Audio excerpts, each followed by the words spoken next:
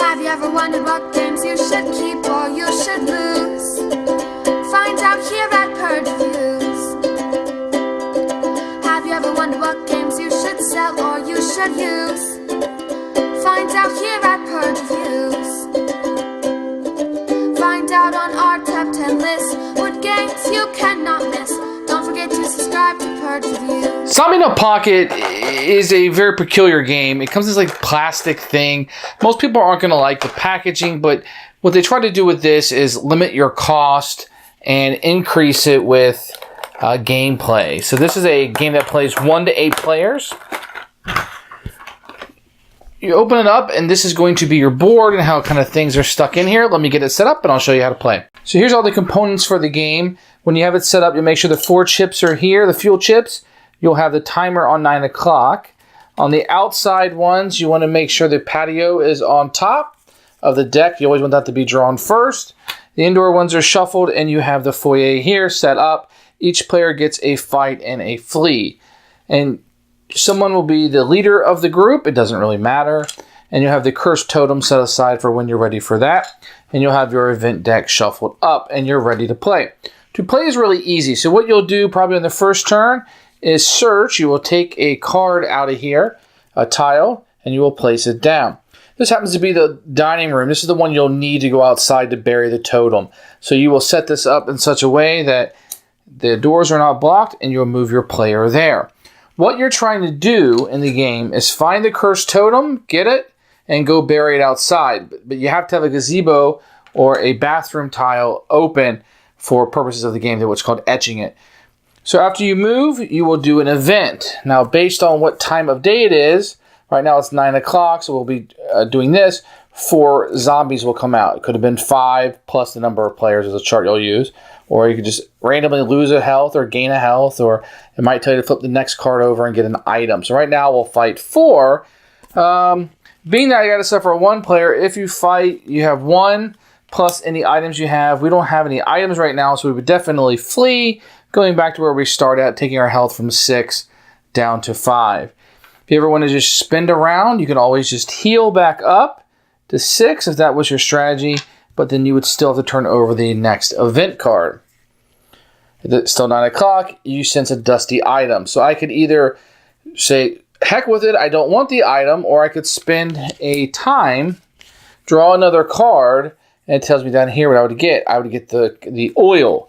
So I would go through the item deck, find the oil,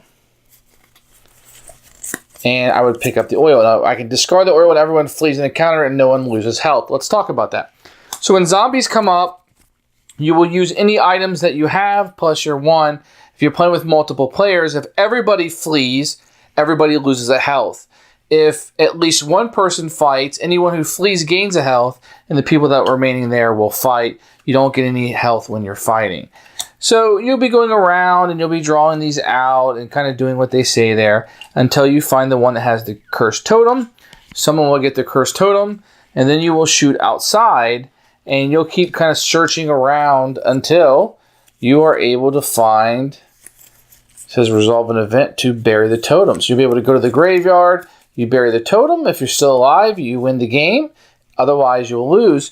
There really isn't a whole lot of placement. With the indoors one, you want to make sure that you don't go through a wall. On the outdoor ones, you can't go through the hedges. Fairly easy to play. A lot of luck involved, a lot of just kind of moving around.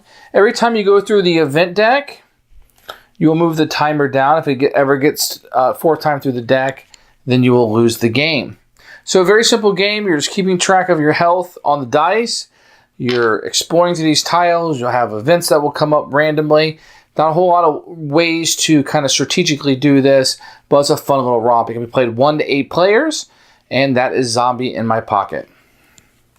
Zombie in My Pocket, I believe, started out as a print and play. This is a game you can play either solo or with some friends. And I feel like I liked it a lot more a few years ago, and it's kind of maybe worn on me as a little bit as time goes on. It's a very simple game. You're going to be rolling the dice. You know, there's some luck of the turn of the cards going over, and you have a time limit to the game. I don't know that there's going to be a whole lot to it that you're going to like. The solo game is okay. You don't have a lot of control over it. And I feel like the game might play better as a solo game, You might want to take multiple characters with you, and I think that's really how this game should be played. Although you can definitely play it with a group of people. It doesn't have a lot of downtime. It's very easy to teach. It's very easy to flow. But I do have to warn you, there's a tremendous amount of luck in it, and the luck may determine whether you're going to win or lose more than the game.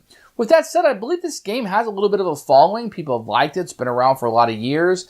The packaging that I have in mind and how it gets put together isn't great. Your mileage may vary. You may like this. I don't. But I feel like for a little light game that you can play solo, that you might have some fun with it, definitely get a few plays out of it, definitely get your money out of it. But I don't know that's going to have the staying power that you're probably going to want, because you're going to be able to see through the matrix on this one pretty easily. There isn't going to be a whole lot to it, and luck can determine whether you win or lose, which is going to turn some people off. So this might be okay, maybe something I'd play with my kids, if you're into the zombie theme, but I don't think it's going to have any lasting stay. For me, I'm going to go ahead and purge this one after having it for quite a few years. Thanks for watching the video. I really appreciate you tuning in. If you liked it, please like it and hit that little subscribe button. That really helps out the channel, lets us know that you're getting the videos that you want. If you agreed or disagree with what I said, feel free to comment below. I'd love to hear what you have to say, and I promise that I will comment back. Thanks for watching, and everybody else, keep playing games.